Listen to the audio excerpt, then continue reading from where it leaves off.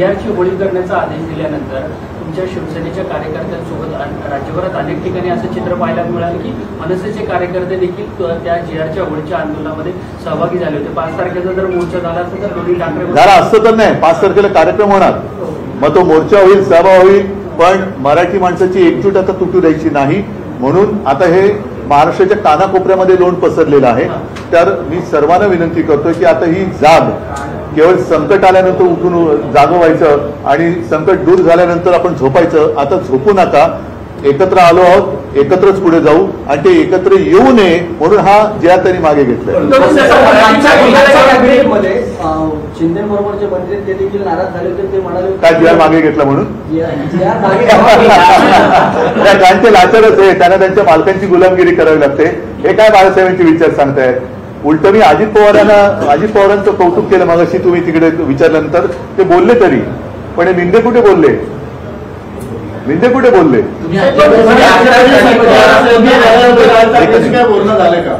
आमचं बोलणं सुरू आहे, अगदी प्रत्यक्ष माझं त्याचं नसलं तरी आमचं सुरू आहे।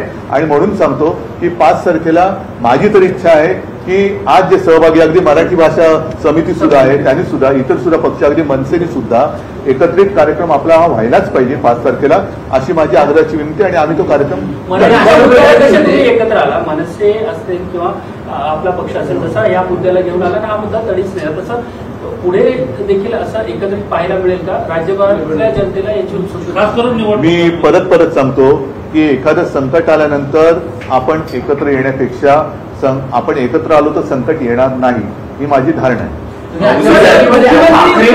एकत्र येईल, ठाकरे ब्रँड 5 तारखेला एकत्र येईल, हे कुठेतरी त्यांना वाटलं असेल, हे मुख्य कारण आहे। नक्कीच आहे ना।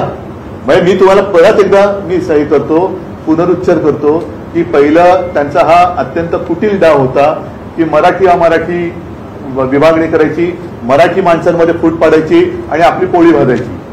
आता तो डाव अयशस्वी झाला, मग आता मराठी एकत्र येऊ नये म्हणून हा जी.आर मागे घेतलाय, नाहीतर एवढा हट्ट करण्याची त्यांना गरजच नव्हती। हिंदू हृदय सम्राट बाळासाहेब ठाकरे ज्यावेळेस होते त्यांनी देखील आता छुपा अजेंडा हिंदीचा लादण्यात येत होता, पण बाळासाहेब ठाकरेंनी नेहमी तो हाणून पाडला, यावेळेस देखील आपण हाणून पाडला, तर तेव्हापासून सुरुवात ही आहे आणि खऱ्या अर्थाने आज यशस्वी आपल्याला मिळालंय। बघा, मी तुम्हाला एक सांगतो की परत एकदा सांगतो, आमचा हिंदी भाषेला म्हणून विरोध नाही, परंतु आपल्या देशामध्ये भाषावर प्रांतरचना झाली, प्रत्येक प्रांताची एक भाषा आहे, त्या भाषाच्या किंवा प्रांताच्या अनुसार तिथली जी मातृभाषा आहे तिला सर्वोच्च मान हा त्या प्रांतात दिलाच पाहिजे। जसं हिंदी भाषिक प्रांतात हिंदीला दिला पाहिजे, गुजराती भाषिक प्रांतात गुजरातीला दिलं पाहिजे, तसं महाराष्ट्रामध्ये मराठीला मिळालं पाहिजे। आणि इकडे तर अनेक अमराठी लोक वर्षानुवर्ष पिढ्यानपिढ्या राहत आहेत, मात्र तुम्ही एवढं सगळं करताना, मी पहिली प्रेस जेव्हा घेतली होती इकडे त्या समितीबरोबर, तेव्हा मी काय म्हटलं होतं की या मराठी